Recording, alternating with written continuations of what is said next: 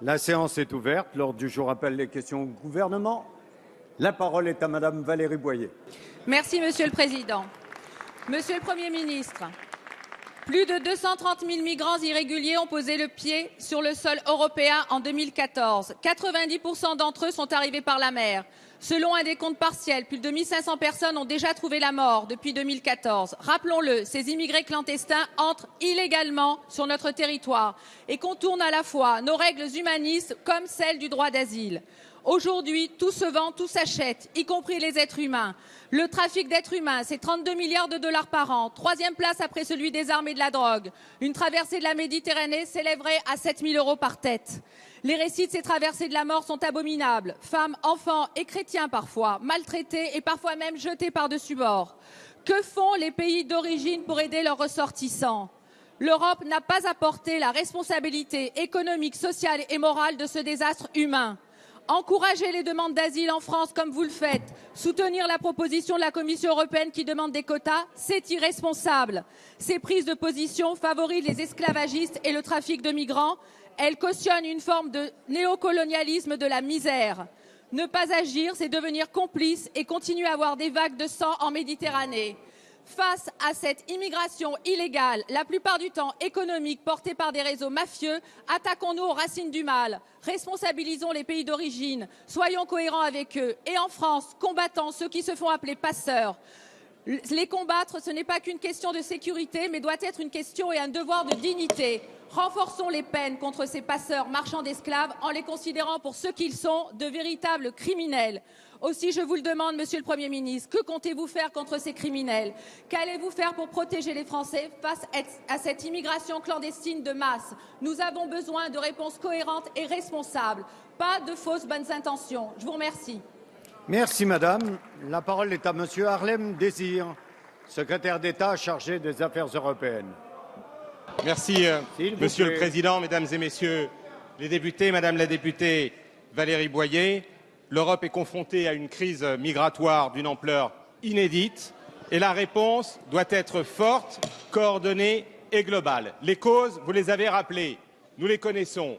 Les guerres en Syrie, en Irak, en Libye, les dictatures comme en Érythrée, le sous-développement, la pauvreté et puis la situation sans précédent de déstabilisation d'un État qui est dans la rive sud de la Méditerranée, c'est-à-dire la Libye, qui est un État failli et au sein duquel des groupes, y compris terroristes, exploitent aujourd'hui la misère des migrants pour les mettre dans des bateaux qui sont voués au naufrage. Face à ces drames humanitaires, la France a été à l'initiative pour faire bouger les lignes et pour proposer avec l'Italie qu'il y ait une réunion exceptionnelle du Conseil européen. Et le 23 avril, les chefs d'État et de gouvernement ont arrêté un plan d'action autour de 4 grandes priorités qui ont aujourd'hui été reprises par la Commission européenne. Nous soutenons l'idée qu'il faut effectivement une réponse européenne, qu'il faut d'abord sauver des vies, mais qu'il faut démanteler les trafics et apporter une réponse de fond aux causes de cette immigration. La première réponse et le premier axe, c'est d'abord de renforcer la présence de l'Union européenne en mer Méditerranée. Ce matin, la Commission européenne a annoncé qu'elle triplerait le budget de l'opération Poséidon et de l'opération Triton par l'agence Frontex. C'est ce que nous-mêmes, nous avions proposé. La France elle-même, vous le savez, a envoyé des navires. Deuxièmement, la lutte contre les trafiquants. Et nous demandons un mandat aux Nations Unies pour pouvoir nous attaquer en coopération avec les États de transit et les États de provenance à ces trafiquants. Troisièmement, prévenir les flux illégaux par une politique de stabilité, de développement et de transition démocratique. Et enfin, renforcer la solidarité au sein de l'Union. Il n'est pas question de quotas, mais il est question que tous les pays... La parole est à Madame Frédérique Massat. Merci, Monsieur le Président. Ma question s'adresse à Monsieur le Ministre des Finances. Avec 0,6% de croissance, notre pays confirme qu'il avance sur le chemin de la reprise. Ces données viennent conforter l'action de notre majorité qui a construit depuis 3 ans une stratégie financière et économique équilibrée qui repose sur 3 piliers. La revitalisation de notre appareil productif avec le pacte de responsabilité, la réhabilitation de la politique industrielle, la réorientation européenne, la simplification et la relance de l'investissement. Le redressement financier, qui fait de notre majorité la seule de la Ve République, à abaisser chaque année le niveau des déficits publics après 5 ans d'explosion de la dette. La préservation de notre modèle social, avec de nouveaux droits comme la prime d'activité, la généralisation du tiers payant, la suppression de la première tranche, les comptes pénibilité et formation. Ce triangle volontariste construit une dynamique économique qui va permettre à la France de renouer avec un niveau de croissance supérieur à 1% en 2015.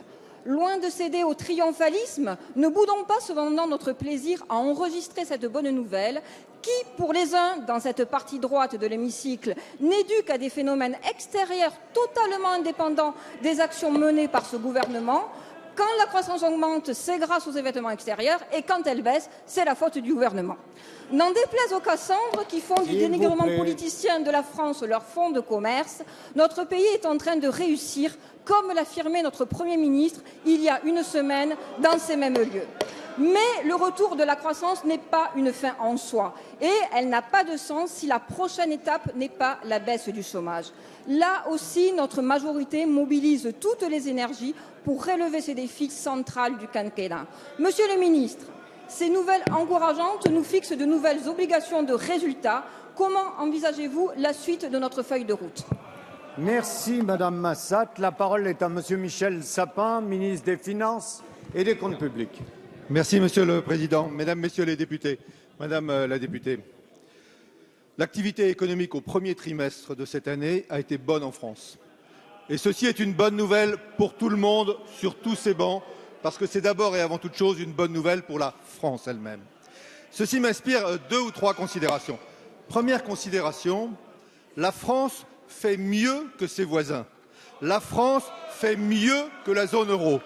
Je prends les chiffres simplement pour permettre à chacun sur ces bancs de partager, non pas de l'optimisme, mais le remerciement pour les efforts qui ont été faits par les uns et par les autres, et en particulier par les Français. Oui, en zone euro, c'est 0,4% d'augmentation de la croissance. En France, c'est 0,6%. Si je prends les 2 plus grandes nations économiques, l'Allemagne et la Grande-Bretagne, la France fait 2 fois mieux que l'Allemagne et que la Grande-Bretagne. Voilà une première considération qui devrait faire taire toute critique de caractère politicien. Deuxième considération, la croissance a repris parce que la consommation a repris, parce que les ménages ont aujourd'hui beaucoup plus confiance et ils consomment. C'est une bonne chose. La croissance a repris parce que, du point de vue des exportations, nous sommes plus forts pour nous battre, grâce en particulier à un niveau de l'euro qui est le produit d'une volonté politique que nous avons soutenue, en particulier au sein de cette majorité. Mais il faut, pour que la croissance soit durable, que l'investissement lui-même reprenne. Il a légèrement repris, contrairement à ce que j'entends parfois au premier trimestre, mais il faut accélérer l'investissement. Il y a quelques bons signes. Une enquête qui a été faite auprès des chefs d'entreprise, donne comme résultat une volonté de leur part d'augmenter de 7% l'investissement au cours de l'année 2015. C'est une bonne chose, parce que c'est derrière l'investissement qu'il y a l'emploi, et c'est derrière l'emploi qu'il y a le recul du chômage, ce qui est évidemment notre objectif principal, le seul objectif qui vaut de se battre pour la France. Monsieur le ministre. La parole est à Monsieur Nicolas Sansu. Merci Monsieur le Président. Madame la ministre de l'Éducation nationale, notre pays, notre jeunesse ne peuvent se satisfaire d'une polémique dangereuse sur l'école. Au sein de notre éducation nationale, le collège est considéré par tous les acteurs comme le maillon le plus fragile. Certains à droite voient dans les débats actuels la possibilité d'une revanche contre le collège unique qu'ils ont toujours combattu. Certains à droite tentent de faire oublier la précédente législature, ces 80 000 suppressions de postes, la carte scolaire dévoyée, la suppression de la formation initiale des enseignants. Cela a eu des conséquences. La France est devenue le pays où l'origine sociale reste la plus déterminante dans la réussite scolaire. Les députés du Front de gauche sont intimement persuadés qu'une réforme du collège est nécessaire pour retrouver le chemin de l'égalité et de l'ambition. Mais à l'évidence, votre copie est à revoir et nombre d'enseignants et de grandes voix progressistes s'inquiètent d'une aggravation des inégalités avec vos projets. L'ambition, ce doit être bilingue pour tous les élèves dès la 6e. L'ambition, c'est plus d'hellénistes et de latinistes. L'ambition, ce doit être des moyens supplémentaires pour des enseignements interdisciplinaires de qualité. L'ambition, ce doit être des enseignants mieux formés et mieux rémunérés. L'honneur de la gauche est d'avoir porté, dès la Commune de Paris avec Édouard Vaillant, l'instruction publique pour tous, porteuse de l'égalité républicaine. C'est donc à la gauche de porter une réforme visant l'excellence pour tous au nom de l'égalité au sein des collèges publics et ne pas laisser le privé dépecer l'école publique. La réforme du collège ne peut se faire au forceps. Elle est aujourd'hui largement contestée par la majorité des enseignants et rejetée par des organisations syndicales représentant plus de 80% d'entre eux, qui appellent d'ailleurs à une journée de grève la semaine prochaine. Madame la ministre, personne ne peut se permettre un échec sur cette réforme. Comme vous le demandent les enseignants, retirez cette version et reprenez le chemin du dialogue pour construire une réforme égalitaire et ambitieuse, apte à sortir notre système éducatif du déclin. Je vous remercie. Merci. La parole est à Madame Najat Vallaud-Belkacem, ministre de l'Éducation nationale, de l'Enseignement supérieur et de la Recherche. Merci Monsieur le Président, Mesdames et Messieurs les députés, Monsieur le député Sansu, je vous sais sensible à la lutte contre les inégalités et c'est évidemment un combat que nous partageons et c'est l'objet même de cette réforme des collèges. Depuis quelques semaines, vous l'avez rappelé, les détracteurs de cette réforme nous expliquent qu'il est nécessaire, voire indispensable, d'avoir des inégalités dans le système éducatif pour garantir l'élitisme et l'excellence d'une minorité. Eh bien, cette réforme vise exactement le contraire, c'est-à-dire donner les mêmes chances de réussite à tous les élèves pour démocratiser l'accès à la réussite, à l'élite ou à l'excellence. L'égalité n'est pas l'ennemi de l'excellence, elle est la condition pour que chacun puisse y accéder. J'en viens maintenant aux questions que vous évoquez. D'abord, celle des moyens. Je tiens à vous rassurer, les moyens seront à la hauteur de l'enjeu. Au-delà de l'augmentation globale du budget de l'éducation nationale, on a rappelé hier que cette seule année 2015, il avait augmenté de 1,6 milliard d'euros. Nous avons prévu, pour accompagner cette réforme du collège, 200 millions d'euros supplémentaires qui seront mobilisés notamment pour financer les 4000 nouveaux postes qui accompagneront cette réforme. Je tiens à vous rassurer aussi, cette réforme n'entraînera pas d'inégalité dans la qualité des enseignements assurés dans chaque établissement. Oui, il a été décidé de donner un surcroît d'autonomie aux établissements, 20% du temps. Pourquoi ? Parce que ce sont les équipes pédagogiques qui sont les mieux placées pour connaître les besoins de leurs élèves et y remédier. Oui, les nouveaux temps que nous introduisons dans l'organisation du collège, que ce soit l'accompagnement personnalisé, le développement des petits groupes, ou les enseignements pratiques interdisciplinaires seront l'occasion pour ces mêmes équipes pédagogiques de prendre leurs responsabilités et d'organiser les choses au mieux en fonction des besoins de leurs élèves. C'est une garantie d'efficacité et de réussite scolaire. Mais je vous rassure, la liberté pédagogique donnée aux enseignants et même cette autonomie est forcément régulée. Et donc, il y a bien les mêmes horaires dans tous les établissements, les mêmes programmes, la même évaluation et le même brevet. Merci. Merci, Madame la Ministre. La parole est à Monsieur Harry Chalus. Merci, Président.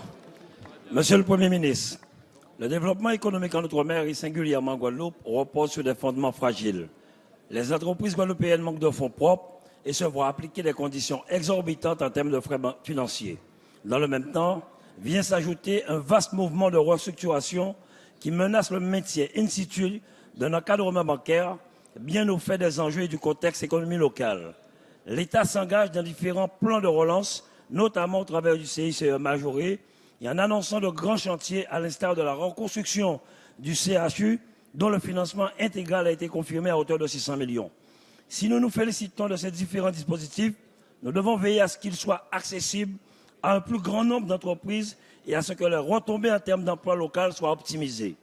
Compte tenu du fort ralentissement de l'activité, les difficultés des entreprises guadeloupéennes se mesurent à l'aune du nombre de liquidations. Plus de 15 000 recensés aujourd'hui et du nombre important qui sont incapables de faire face à leurs créances fiscales et sociales. Nous faisons aussi face à la concurrence déloyale que pratiquent certaines sociétés qui gagnent des marchés en détachant des travailleurs à bas coût. Nos entreprises seront donc peu nombreuses à pouvoir bénéficier de ces mesures. C'est pourtant ces entreprises qui pourront créer les emplois dont nous avons tant besoin pour notre jeunesse en Guadeloupe et relancer l'économie. Il faut innover et en particulier faire jouer un rôle nouveau aux grands travaux financés par l'État pour les mettre au service des dynamiques économiques territoriales. Le président de la République a déclaré ce week-end en Guadeloupe que les politiques publiques doivent résolument s'attacher à réduire les écarts en termes de niveau de vie. Monsieur le Premier ministre, quelles mesures concrètes le gouvernement entend-il prendre pour maximiser les retombées positives des grands chantiers à venir en Outre-mer en termes d'emploi et particulièrement en Guadeloupe où le chômage des jeunes avoisine les 60%. Merci. La parole est à Madame Georges Paul-Langevin, ministre des Outre-mer. Merci, Monsieur le Président. Mesdames et Messieurs les députés, Monsieur le député Harry Chalus, vous savez que le sujet que vous abordez est une préoccupation constante de ce gouvernement et comme vous l'avez rappelé, le Président de la République a eu l'occasion cette semaine, de s'en entretenir avec les principaux responsables économiques des Antilles. Donc vous savez que dans la feuille de route que j'ai portée, les exonérations de cotisations sociales jouent un rôle important. 1 milliard d'euros, soit la moitié de mon budget, est constitué de ce poste. Vous savez aussi que nous avons pu obtenir un CICE majoré pour les entreprises des Outre-mer, de manière à alléger le coût du travail en ce qui les concerne. Nous avons aussi évidemment la possibilité pour elles de profiter de tout ce qui est fait au niveau national. Mais cet effort, et on le leur a redit, ne peut pas se faire sans contrepartie. Et justement, nous souhaitons voir, et les préfets sont chargés de faire des réunions à cet effet, nous souhaitons voir l'incidence de ces allègements sur la situation de l'emploi et notamment la situation de l'emploi des jeunes. Vous savez aussi que nous avons renforcé les aides à l'investissement public. Les contrats de plan 2015-2020 sont en augmentation importante de 27% et l'intensité d'aide par habitant est 3 fois supérieure à celle constatée dans l'Hexagone. Enfin, les fonds européens sont également en hausse de 25%. Et par ailleurs, pour ce qui concerne le logement, qui est important aussi pour l'activité dans le bâtiment, vous savez que j'ai annoncé un plan logement ambitieux qui va se décliner sur tous les Outre-mer. Par conséquent, nous partageons l'objectif que vous avez énoncé et notre détermination est totale, Monsieur le député. Merci Madame la Ministre. La parole est à Monsieur Patrick Hetzel. Merci beaucoup, Monsieur le Président. Ma question s'adresse à Monsieur le Premier ministre. Au risque de vous gêner, elle portera sur le fond, même si je constate que vous n'aimez pas cela en écoutant vos propos d'hier.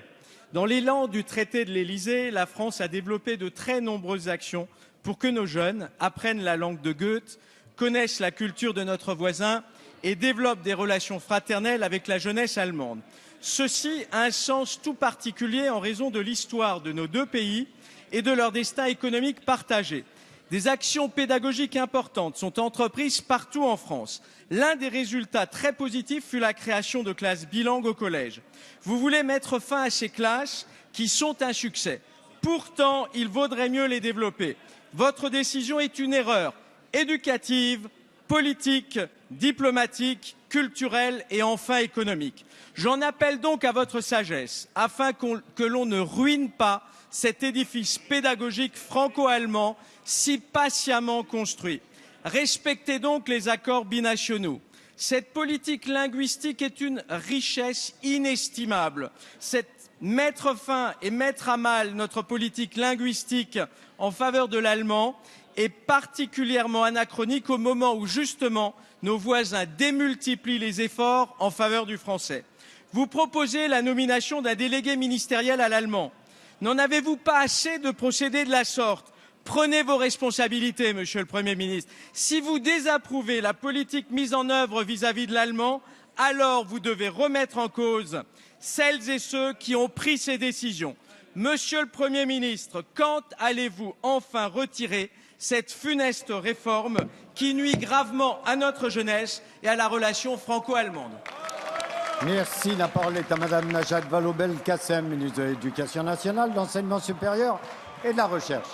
Merci, Monsieur le Président, Mesdames et Messieurs les députés. Monsieur le député Hetzel, le traité de l'Élysée auquel vous faites référence, en effet, invitait les gouvernements français et allemands à promouvoir la langue du partenaire chez lui. Promouvoir la langue du partenaire, c'est notamment permettre que celle-ci puisse être choisie en langue vivante une, ce qui n'a jamais été garanti par la majorité à laquelle vous appartenez. Jamais. Et ce choix de la langue vivante une pour l'allemand auquel vous êtes si attaché n'a cessé de se dégrader ces dernières années.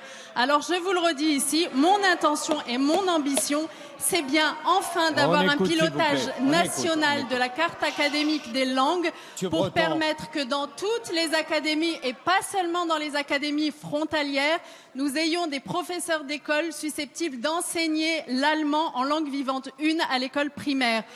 Tant et si bien que j'ai fixé des objectifs. Ils sont aujourd'hui seulement 178 000 élèves à prendre l'allemand en langue vivante 1 en primaire. Ils seront à la rentrée 2016 200 000.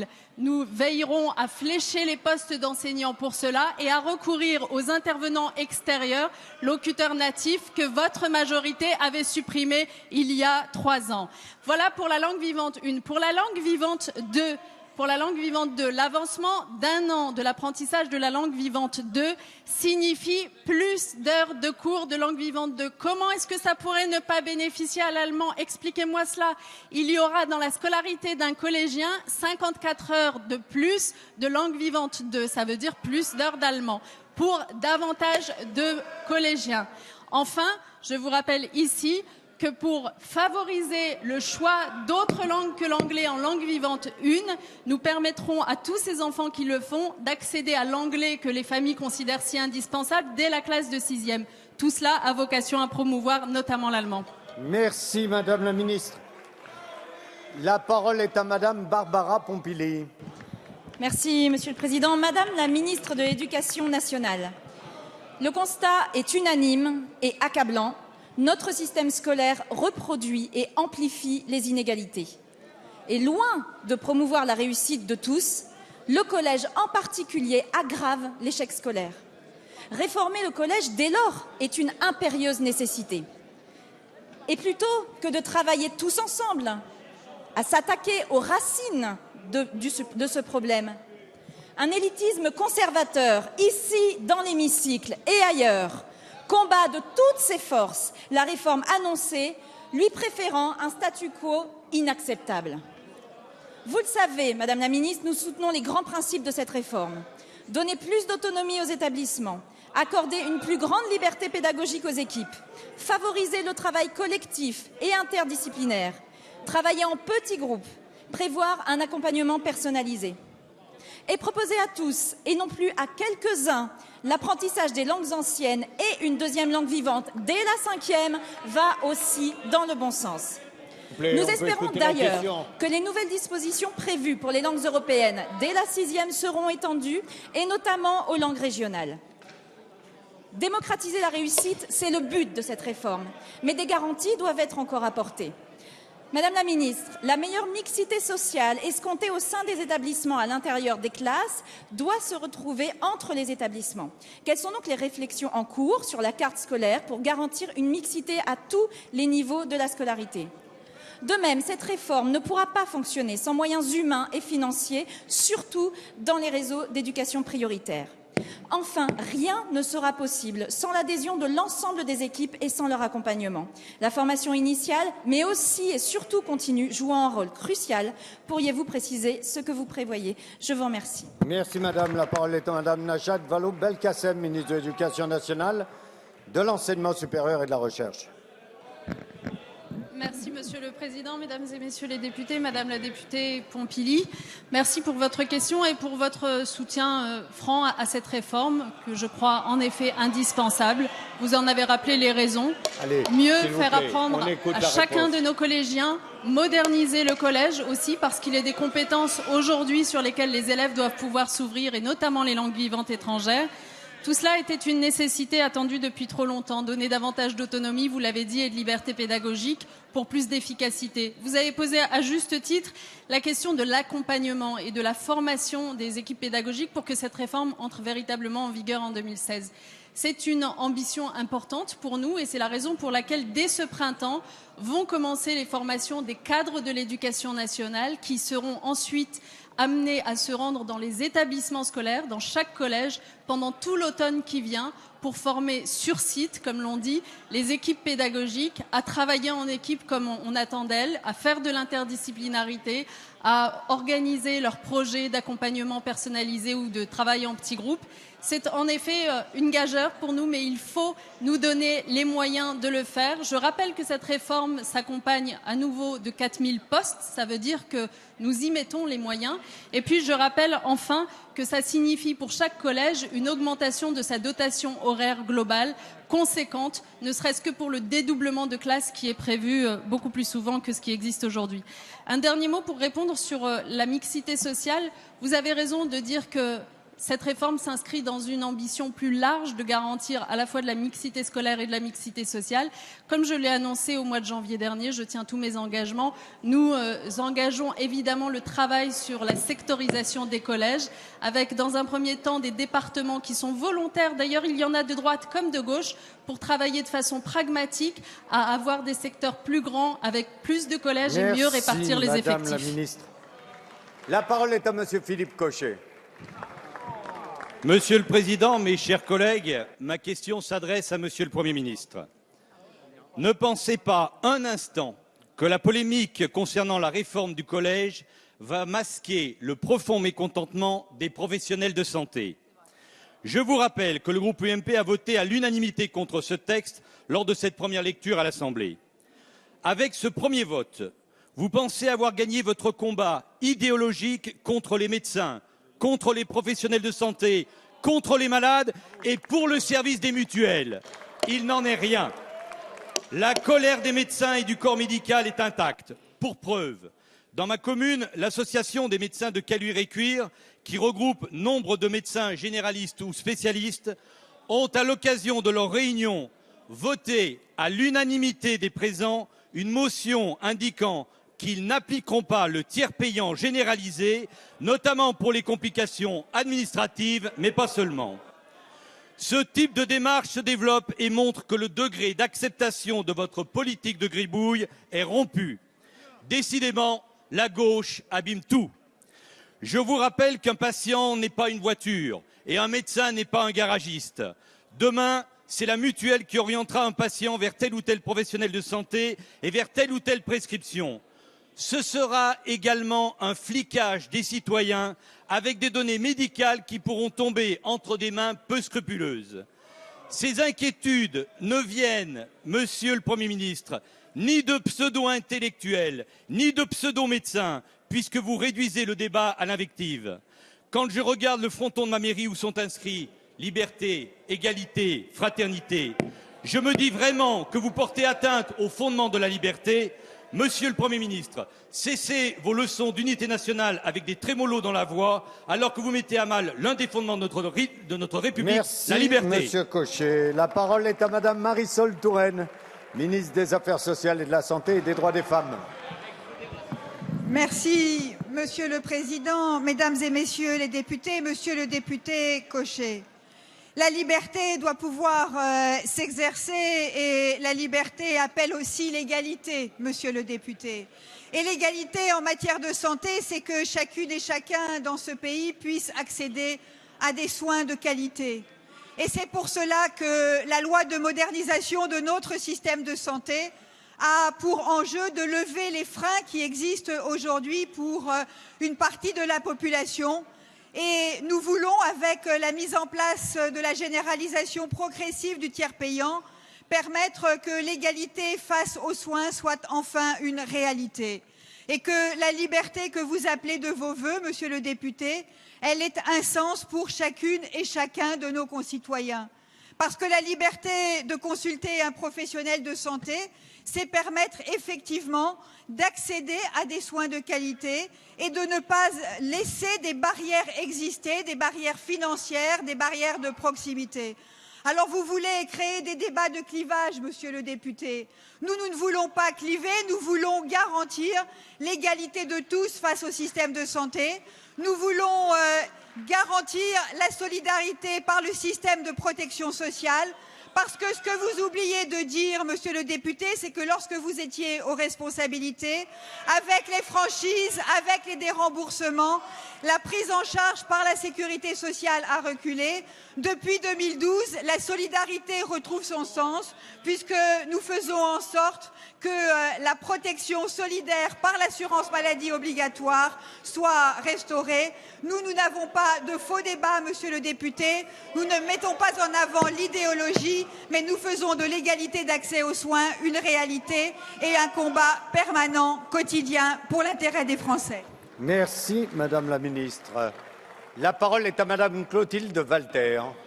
Merci, Monsieur le Président. Ma question s'adresse au ministre de l'Économie. En 2014, le Parlement a voté la proposition de loi Florange que nous avions déposé avec Bruno Le Roux et François Brottes au nom du groupe socialiste ainsi que de collègues écologistes et radicaux.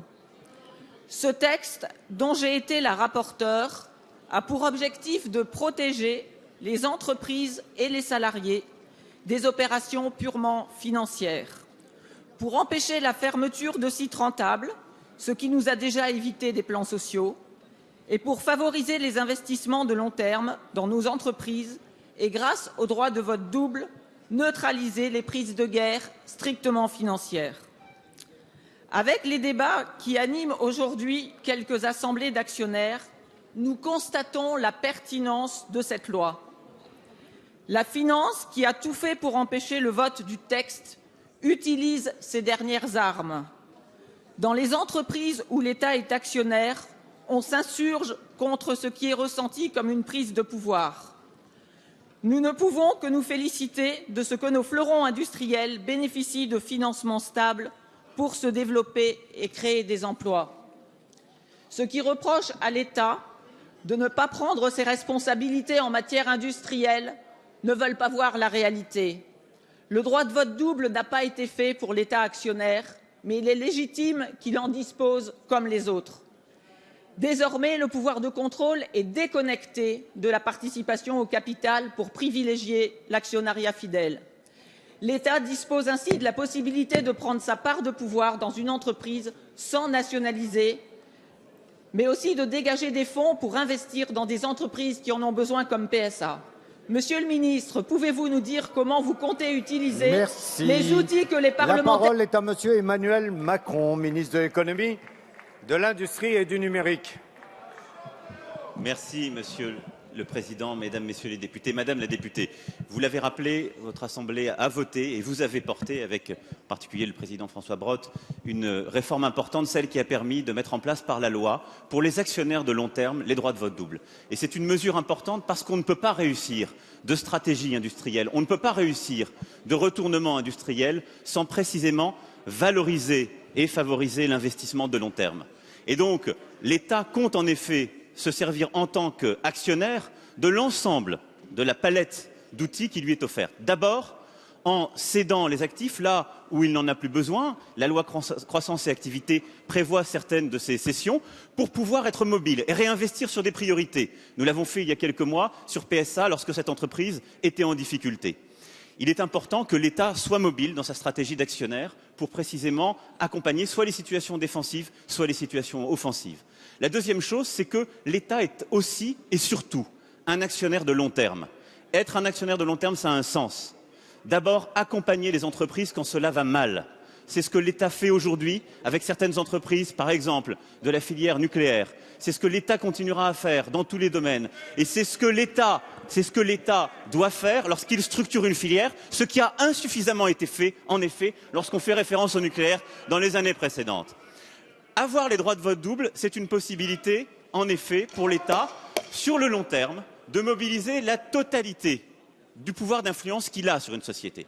Vous avez fait référence à deux sociétés où le débat s'est posé en Assemblée générale parce que certains actionnaires ont souhaité, par une motion, renoncer en quelque sorte à ce que la loi permet.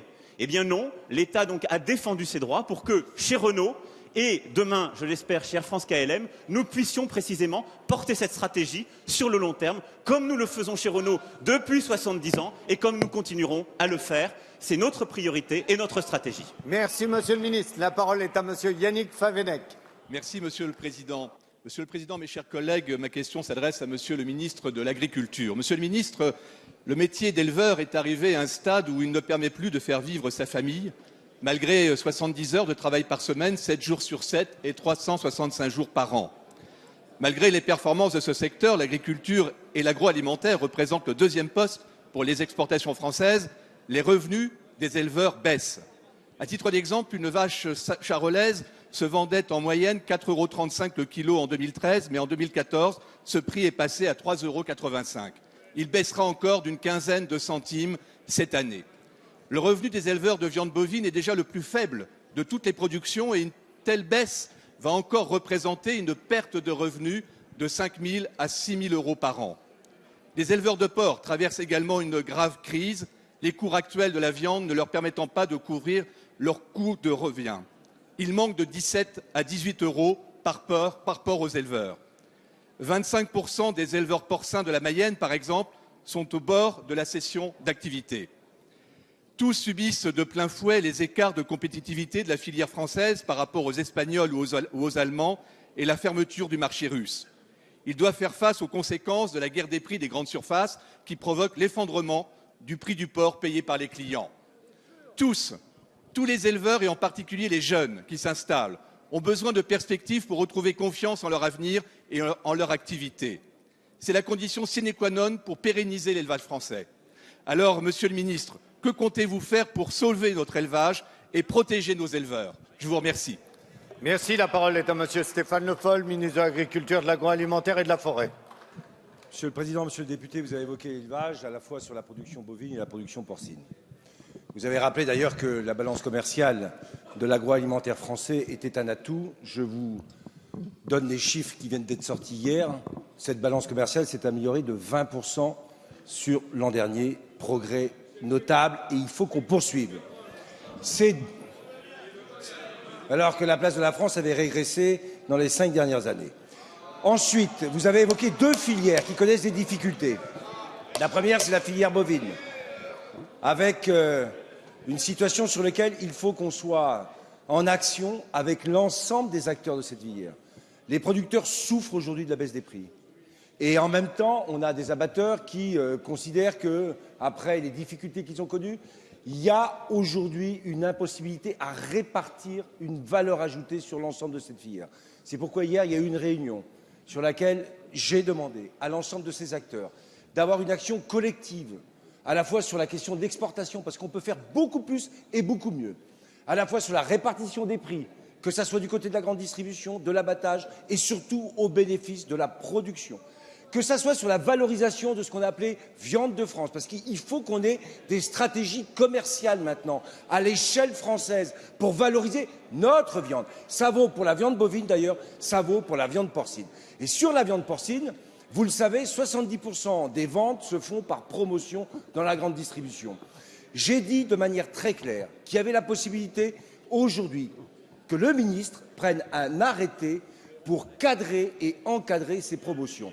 J'ai laissé 1 mois aux acteurs pour discuter d'une possibilité consensuelle pour réduire les calendriers de promotion. Je l'ai dit devant la représentation nationale. S'il n'y a pas d'accord, la semaine prochaine, le ministre prendra lui-même la responsabilité d'encadrer les promotions. Merci, Monsieur le Ministre. La parole est à Monsieur Philippe Goujon. Monsieur le Président, ma question s'adresse au ministre de l'Intérieur. Monsieur le ministre, une manifestation appelant à la dépénalisation, voire à la légalisation du cannabis, s'est déroulée samedi à Paris. Beaucoup ont défilé un joint à la bouche en infraction totale avec la loi de 70. Or, le cannabis est beaucoup plus dangereux que le tabac, que pourtant vous combattez durement et à juste titre. Troubles psychotiques, détérioration des facultés cognitives, notamment chez les plus jeunes, implication du cannabis dans les accidents de la route ont été démontrés par toutes les études médicales, d'autant plus que le taux de THC qu'il contient a doublé en 10 ans. Après 11 ans de baisse de la consommation, l'usage du cannabis est reparti à la hausse sous votre gouvernement. Dépénaliser accroîtrait le nombre de ces usagers sans garantir en rien la disparition des réseaux criminels qui auront tôt fait de se reconvertir, comme l'ont constaté tous les pays qui s'y sont risqués, tels le Royaume-Uni ou la Hollande. Or, plusieurs signaux inquiétants laissent à penser que le gouvernement pourrait s'engager dans cette voie après l'autorisation donnée aux salles de shoot, sorte de dépénalisation de fait. Rapport des députés socialistes Rimbourg, Le Petit, Ledin plus récemment, et de la Fondation Terra Nova. Loi Taubira sur la transaction pénale effaçant le délit de consommation et la contrainte pénale limitant l'incarcération des trafiquants. Déclarations multiples de parlementaires et ministres, dont Vincent Peillon et Cécile Duflot. Alors, si vous êtes opposé à la dépénalisation et à la banalisation de la drogue, constatée par exemple récemment à Saint-Ouen, et comme l'affirme le Premier ministre, je n'ai pas de raison d'en douter, allez-vous poursuivre les provocateurs identifiés par la vidéo qui ont enfreint la loi? Condamnerez-vous et interdirez-vous à l'avenir ce type de manifestation illégale incitant à la consommation de drogue à défaut d'avoir interdit celle de samedi dernier. Merci. Merci, Monsieur Goujon. La parole est à Madame Marisol Touraine, ministre des Affaires sociales et de la Santé. Oui, merci, Monsieur le Président. Mesdames et Messieurs les députés, Monsieur le député Philippe Goujon, ce n'est pas un sujet de polémique, ou en tout cas, ce ne devrait pas être un sujet de polémique. C'est un enjeu de santé publique.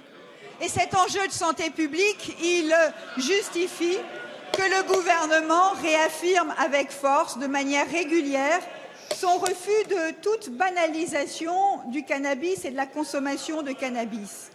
Cela dit, Monsieur le député, je veux vous rappeler que la liberté de manifester est une liberté qui est protégée par notre Constitution et qui est protégée par la Convention européenne des droits de l'homme. Et il peut y avoir des manifestations dans les rues de Paris qui demandent un certain nombre de choses que le gouvernement n'accordera pas et refusera même d'accorder. Je veux vous dire, à vous et à l'ensemble de la représentation nationale, que la consommation de cannabis est un enjeu de santé publique parce qu'il y a des effets sur la santé qui sont préoccupants, en particulier chez les jeunes. Ces effets, ce sont notamment des défauts d'attention qui justifient qu'il y ait un renforcement des contrôles routiers, car nous savons que la consommation de cannabis provoque des accidents de la route et que nous devons faire en sorte de protéger la population. Mais nous devons aussi faire en sorte de prévenir la consommation de cannabis et le gouvernement s'est engagé dans la pleine mobilisation des actions de prévention, en particulier pour mieux faire connaître aux jeunes et à leurs familles l'existence des consultations pour jeunes qui existent, consultations jeunes consommateurs, qui ne sont pas suffisamment connues et qui pourtant apportent des réponses appropriées à la situation de chaque jeune. Vous le voyez, Monsieur le député, nous n'avons pas l'intention de polémiquer, mais d'apporter des réponses de santé publique aux problèmes qui existent. Madame la ministre. La parole est à Monsieur Jean-Paul Touaïva. Merci, Monsieur le Président. Ma question s'adresse à Madame la ministre de l'Écologie. Madame la ministre, samedi dernier, à l'occasion du sommet Caraïbes Climat 2015, le président de la République a pris des engagements forts pour le peuple caribéen. Plus qu'un symbole, l'appel de Fort-de-France résonne déjà comme un véritable élan de solidarité entre les pays riches et les pays pauvres. Des pays qui doivent désormais lutter main dans la main contre les conséquences d'un changement climatique de plus en plus brutal. Avec l'organisation de la COP21, l'année 2015 est certainement l'occasion pour notre pays de s'inscrire dans l'histoire. Une histoire qui ne saurait être plus complète sans la venue du chef de l'État dans nos îles du Pacifique Sud, si violemment touchées par les dérèglements climatiques. Cet appel, Madame la ministre, la Polynésie française l'attend plus que jamais. Ces mots prononcés par le président Hollande pour nos compatriotes des Antilles, nous espérons les entendre chez nous aussi un jour. Alors que notre développement économique est directement lié à l'environnement qui nous entoure, permettez-moi de partager mes craintes quant à l'avenir de notre collectivité. Et si nous disposons des compétences statutaires et des moyens humains pour nous adapter aux enjeux qui nous attendent, il nous manque cependant les moyens financiers pour y répondre. Le président Hollande a appelé les pays riches à être plus solidaires des pays pauvres. Nous lui demandons désormais d'appeler la France à être plus solidaire de ses territoires d'outre-mer. Je me permettrai de m'approprier ces propos. Nous sommes dans la France et la France est en nous. Dès lors, nous sommes la France. Voici ma question. Alors que le Fonds vert pour le climat doit justement aider les pays vulnérables, quels moyens financiers comptez-vous mobiliser, Madame la ministre, pour aider nos collectivités ultramarines qui ne pourront certainement pas bénéficier d'une telle aide? Je vous remercie. Merci. La parole est à Madame Ségolène Royal, ministre de l'Écologie, du Développement durable et de l'Énergie. Merci, Monsieur le Président, Monsieur le député Jean-Paul Touaïva. Vous venez d'exprimer en effet les inquiétudes de la Polynésie française quant au prix de l'électricité, qui est en effet 3 fois plus élevé qu'en métropole parce que ce n'est pas une zone interconnectée. Vous avez évoqué d'ailleurs ce sujet à plusieurs reprises dans le cadre du projet de loi de la transition énergétique. Vous avez bien défendu l'intérêt de ces territoires. Vous êtes l'élu, vous avez bien fait de le faire. D'ailleurs, plusieurs amendements ont été votés à votre initiative, notamment la mise en commun des moyens de recherche sur le stockage de l'énergie, qui a été étendue à la Polynésie, malgré, comme vous venez de le répéter, le fait que la loi donne à la Polynésie française la compétence pleine et entière en matière d'énergie. Toutefois, nous accompagnons la transition énergétique et pour répondre au coût élevé du prix de l'électricité, la solution, c'est la montée en puissance sur les énergies renouvelables. Vous avez tout pour y parvenir, le soleil, le vent, l'énergie marine de la mer. Et nous accompagnons déjà un certain nombre de projets. Je voudrais citer le projet de climatisation par eau profonde de l'hôpital de Tahiti, entièrement financé par 2 prêts à taux bonifiés de l'AFD et de la BEI, une subvention de l'ADEME de 2 millions d'euros.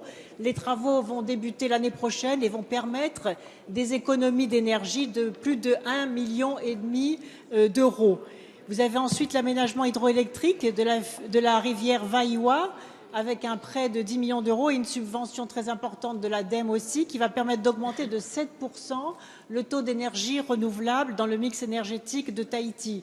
Enfin, dans le projet de développement sur la période 2015-2007, il y a un point très important sur la montée en puissance des énergies renouvelables, avec un montant total de 20 millions d'euros financé à part égale entre l'État et la Polynésie. Enfin, je vous invite à présenter un projet dans le cadre des territoires à énergie positive et nous pourrons vous accompagner avec le fonds de transition pour l'efficacité énergétique et le climat. Merci Madame la Ministre. La parole est à Monsieur Guy Tessier. Merci, Monsieur le Président. Madame le ministre de la Culture, ma question concerne la situation invraisemblable dans laquelle se trouve le musée arménien de France. Inauguré en 1953 dans l'hôtel d'Henry à Paris, le musée abrite l'une des plus belles et des plus grandes collections d'art arménien en Europe. Ce précieux souvenir et relique sauvé par la diaspora arménienne après le génocide représente 3 millions d'histoires. Ces collections réunies par les survivants du génocide de 1915 ont été reconnus d'utilité publique. À l'heure où tous les pays commémorent le centenaire du génocide arménien, le musée est tout simplement fermé. Il y a quelques années, le musée Guimet, dont dépend l'hôtel d'Henry, a engagé une rénovation car l'immeuble menaçait ruine. Le musée arménien est alors prié de déménager une partie de ses collections avec l'assurance de pouvoir regagner les lieux à la fin du chantier. Cet engagement n'a pas été tenu. En mars 2014, le musée Guimet fait changer les serrures de l'hôtel et interdit à l'équipe du musée arménien d'y accéder. On ne sait pas ce qu'il est advenu de la collection qui se trouvait à l'intérieur. Le tribunal de grande instance, saisi en référé par le musée arménien, s'est déclaré incompétent. Depuis, le blocage perdure. Alors que le peuple arménien, qui a vécu les pires souffrances, s'est battu pour préserver son histoire, sa mémoire, il est impensable aujourd'hui de lui ôter les moyens de les faire partager. C'est pourquoi nous souhaiterions savoir quelles dispositions vous entendez prendre pour faire respecter le droit de mémoire du peuple arménien. Vous avez proposé un déménagement vers le Mucem de Marseille, mais cela ne satisfait pas les administrateurs du musée qui refusent bien évidemment que les collections soient dispersées. Nous attendons des actes. Merci de nous donner réponse. Merci Monsieur Tessier. La parole est à Monsieur Jean-Marie Le Guen, secrétaire d'État, chargé des relations avec le Parlement. Merci Monsieur le Président. Monsieur le député Guy Tessier, je vous prie tout d'abord d'excuser l'absence de Fleur Pellerin, la ministre de la Culture et de la Communication, qui est actuellement à Cannes pour l'ouverture du Festival international du film, qui, comme vous le savez, constitue une formidable vitrine pour l'ensemble du cinéma français. S'agissant de votre question sur le devenir des collections du musée arménien de France, je puis vous assurer la mobilisation forte et entière du ministère de la Culture. Ces collections, propriété, vous l'avez peut-être souligné, de la Fondation Fringhian, font l'objet d'une très grande attention de la part du ministère de la Culture. Vous le savez, le musée d'Henry, dépendant du musée national Guimet, a été fermé, puis a connu une longue campagne de travaux de mise aux normes, ce qui a conduit à la fermeture malheureuse du musée arménien de France. L'intérêt patrimonial de cette collection impose une réaction rapide et surtout de trouver une solution. Le musée national de l'Europe et de la Méditerranée est le plus à même, de notre point de vue, d'accueillir ces œuvres. Compte tenu de l'aire géographique qu'il couvre, c'est la bonne solution. En lien avec le ministère de la Culture, très actif sur ce dossier, de très nombreux contacts ont eu lieu entre le MUCEM et la Fondation Fringhian, et des contacts depuis plusieurs mois maintenant. Le ministère de la Culture et le MUCEM ont même proposé qu'une exposition des principaux chefs-d'œuvre de la collection puisse avoir lieu à l'automne 2015. Celle-ci précéderait une représentation plus large de la collection permanente au MUSEM. Vous le voyez, le MUSEM n'a pas vocation à être un simple entrepôt pour le musée arménien de France. Le patrimoine arménien rassemblé par la Fondation Fringhian doit pouvoir être exposé au MUSEM. Sa richesse sera accessible au plus grand nombre. Merci. La parole est à Madame Seba Dagoma. Merci, Monsieur le Président. Ma question s'adresse à Monsieur le ministre des Affaires étrangères. Monsieur le ministre, en 2013, les révélations sur les écoutes scandaleuses effectuées par la NSA en Europe avaient suscité l'indignation et la colère de l'ensemble des dirigeants européens. À cette époque, le président de la République, François Hollande, et la chancelière Angela Merkel avaient fermement condamné ces agissements et exigé du gouvernement américain que cessent ces pratiques inadmissibles entre alliés. C'est pourquoi les révélations récentes de la presse allemande sur l'espionnage notamment de hauts fonctionnaires de l'Élysée, du Quai d'Orsay, de la Commission européenne, ainsi que de grands groupes privés par les services de renseignement allemands pour le compte de la NSA, ne peuvent nous laisser indifférents. Ces révélations choquantes, si elles sont avérées, qui apparaissent au moment où la justice américaine vient de déclarer illégales les pratiques d'espionnage massif de la NSA aux États-Unis, ont déclenché de vives réactions en Allemagne. Monsieur le ministre, une clarification est nécessaire. Il ne s'agit nullement de remettre en cause l'indispensable amitié franco-allemande, dont nous savons tous qu'elle est précieuse et essentielle à l'Europe, mais de nous faire part de la réaction de la France face à ce qui pourrait apparaître comme une sérieuse entaille à la confiance et à la coopération entre nos deux pays. Monsieur le ministre des Affaires étrangères, pouvez-vous nous dire quelle suite le gouvernement entend donner à cette affaire? Merci Madame. La parole est à Monsieur le ministre des Affaires étrangères. Chère Madame Dagoma, la presse allemande, comme vous l'avez souligné à l'instant, a fait état d'éléments sur lesquels les services de renseignement allemands auraient, dans le passé, espionné de hauts fonctionnaires européens et français, ainsi que des entreprises, y compris allemandes, pour le compte de l'agence NSA américaine. Ces éléments se situent dans le prolongement des révélations qu'avait faites, vous vous en souvenez, dès 2013, M. Snowden, qui lui-même était un ancien agent de la NSA. Et il avait notamment été révélé que cette agence américaine avait espionné des cibles françaises, parmi lesquelles des administrations. Et la France, en réponse, avait engagé un dialogue ferme avec ses partenaires pour marquer nos préoccupations et obtenir des garanties que cela n'arriverait plus.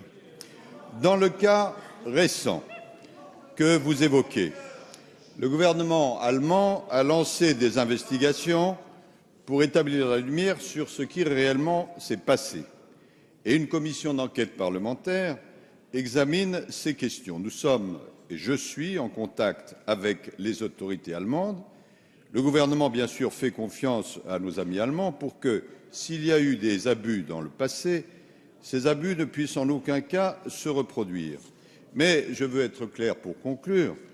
Ces débats ne remettent évidemment pas en cause notre amitié, mais comme l'a excellemment dit la chancelière Mme Merkel, on ne doit pas espionner ses amis.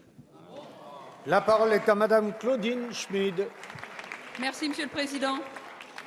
Sans évoquer le côté diplomatique, puisque vient de le faire excellemment notre collègue Patrick Hetzel, mais comme il n'y a pas eu de réponse à ces questions, je reviens sur la dangereuse réforme des collèges qui prévoit la suppression des classes bilingues et des sections européennes auxquelles, je le rappelle, l'inscription est facultative. Madame la Ministre, lorsque vous êtes déplacée en Suisse le mois dernier, vous vous êtes rendu compte de l'importance et de l'effet bénéfique de la maîtrise des langues sur les carrières professionnelles et de l'effet positif de l'allemand que l'allemand peut avoir pour le développement économique de notre pays.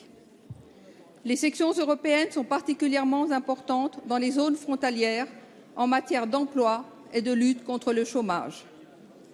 Les supprimer au motif qu'elles seraient élitistes, c'est aussi favoriser les inscriptions dans les établissements privés au détriment de la mixité sociale. Cette mesure sera d'ailleurs inapplicable dans nos écoles françaises à l'étranger, essentiellement parce que les élèves doivent suivre des cours de langue locale. Quid aussi des classes bilingues? Vous n'en faites pas mention. Mes collègues vous l'ont déjà demandé sur tous les tons, le retrait de cette mesure est nécessaire. Vous ne semblez pas comprendre. Peut-être est-ce une question de langue. Puisque vous dites, Madame la ministre, étant germanophone, je vais vous le demander dans la langue de Goethe, en espérant être comprise. Sien Sie bitte diese Reform zurück. Merci. La parole est à Madame Najat Vallaud-Belkacem, ministre de l'Éducation nationale, de l'enseignement supérieur et de la recherche. Merci, Monsieur le Président, Mesdames et Messieurs les députés, Madame la députée Schmitt. Merci de votre question qui me permet de compléter ma réponse de tout à l'heure, puisque 2 minutes, c'est toujours trop court, pour vous exposer tout ce que nous faisons en faveur du renforcement de la langue allemande en particulier et de toutes les langues vivantes, car je rappelle ici, vous savez qu'on finit par m'écrire beaucoup sur ce sujet, que toutes les langues vivantes, par ailleurs, ont intérêt à être développées dans notre pays et que nous veillerons en langue vivante une aussi à faire en sorte que l'italien, que l'espagnol, que l'arabe, que le chinois puissent être proposés aussi aux petits Français. Mais revenons à l'allemand. Je vous ai répondu tout à l'heure sur mes objectifs en langue vivante 1. Je n'ai pas complété par ceux pour la langue vivante 2. Aujourd'hui, 487 000 collégiens apprennent l'allemand en langue vivante 2 à partir de la 4e. En 2016, notre objectif est qu'il soit 515 000. Comme pour les objectifs que nous avons fixés à la LV1 en primaire, nous allons scrupuleusement les respecter par une politique active qui sera doublée d'une évaluation menée par un délégué ministériel à la promotion de l'allemand, comme je l'ai annoncé. Ce délégué ministériel à la promotion de l'allemand veillera notamment à ce que dans toutes les académies se développent les jumelages entre école française et école allemande, car c'est la meilleure façon d'initier les petits Français à l'allemand. J'ai eu l'occasion de dire tout cela à mon homologue, Olaf Scholz, le plénipotentiaire allemand en charge de ce sujet, et je peux vous dire que nous avons conclu la discussion par la nécessité réciproque de faire en sorte que la langue du partenaire soit promue de part et d'autre, lui-même reconnaissant que sur la question de l'apprentissage du français comme langue vivante 1 en Allemagne, il y avait en effet des efforts à faire et nous veillerons à progresser tous les deux. L'allemand n'étant donc pas menacé, qu'est-ce qui vous dérange dans le fait de mettre fin à des options dérogatoires? C'est bien le fait d'offrir à tous les collégiens, ceux qui jusqu'à présent n'étaient réservés qu'à quelques-uns, eh bien je vous confirme que c'est le sens même de la réforme. Merci, Madame la Ministre. La parole est à Madame Geneviève Gosselin-Fleury. Merci, Monsieur le Président. Ma question s'adresse au ministre de l'Économie, de l'Industrie et du Numérique et j'y associe ma collègue Marie-Hélène Fabre. En mars dernier, nous interrogions le gouvernement suite à l'opération Vérité du groupe Areva sur la situation de ses comptes pour 2014. En effet, le groupe qui est confronté à la plus grave crise de son histoire va ouvrir prochainement des négociations sur la gestion de l'emploi pour la période 2015-2017. Depuis 1 mois et demi, Areva a engagé à la demande de l'État des échanges approfondis avec EDF afin de déterminer les contours possibles de la réorganisation de la filière nucléaire. Le plan de redressement a pour objectif de rétablir l'équilibre des comptes en 2018 et ainsi restaurer la crédibilité de l'entreprise. La direction a toutefois prévenu les partenaires sociaux que cette recapitalisation ne pourrait se faire qu'au prix d'une réduction des charges de personnel sur la période 2015-2017, évaluée à 15% des charges totales de personnel en France. Ce plan social devra faire l'objet d'une concertation approfondie avec les organisations syndicales et les représentants du personnel. Monsieur le ministre, pouvez-vous nous préciser plus en détail le calendrier de ces négociations, les modalités de suppression de postes, s'agit-il de non-remplacement de départ en retraite, de départ volontaire ou d'éventuels licenciements? Enfin, pouvez-vous nous dire quel rôle l'État actionnaire entend jouer dans ce processus? Merci. Merci, Madame. La parole est à Monsieur Emmanuel Macron, ministre de l'Économie, de l'Industrie et du Numérique. Merci, Monsieur le Président. Mesdames, Messieurs les députés, Madame la députée, vous avez raison de poser cette question importante et j'avais eu l'occasion il y a quelques semaines de recevoir les élus et les syndicats représentants, en particulier la Hague. Nous verrons dans quelques semaines l'intersyndicale de l'entreprise Areva. Comment en sommes-nous arrivés là?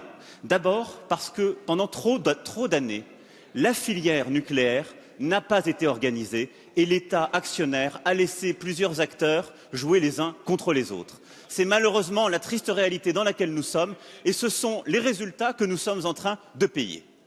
La deuxième cause, finalement, de cette situation, c'est le changement très profond du marché énergétique mondial après Fukushima et après le choix de certains pays, très brutalement fait, de revenir précisément sur les décisions qui avaient été les leurs. Donc le marché mondial a profondément changé. Et Areva se trouve confronté à une situation qui l'oblige à changer sa stratégie. Alors cela passe par 3 leviers qui sont les 3 leviers de notre action. Le premier, ce que nous conduisons avec Ségolène Royal et Michel Sapin auprès du Premier ministre, c'est de travailler à la refonte de la filière nucléaire. On ne le fera pas en un jour, ça va encore prendre du temps, nous comptons le faire d'ici l'été, mais ça n'est pas du mécano, c'est enfin avoir une vraie stratégie et demander sur le plan commercial, industriel et à l'international que la filière nucléaire soit organisée. Cela passera par des recompositions, par l'adossement de tout ou partie des réacteurs, de la filière réacteur d'Areva, et donc par un travail en profondeur de ce secteur. Le deuxième, l'État prendra ses responsabilités en tant qu'actionnaire, y compris jusqu'aux recapitalisations en temps voulu, et nous l'avons dit depuis le début. La troisième, c'est que Areva doit précisément prendre aussi ses responsabilités, mais en aucun cas les salariés ne seront les victimes de ces errements du passé. Il n'y aura donc aucun licenciement sec, nous nous y sommes engagés, aucun licenciement sec. Les sites de production seront préservés et la sûreté de ces sites sera partout préservée. Merci, Monsieur le Ministre. La séance des questions au gouvernement est terminée. La séance est suspendue.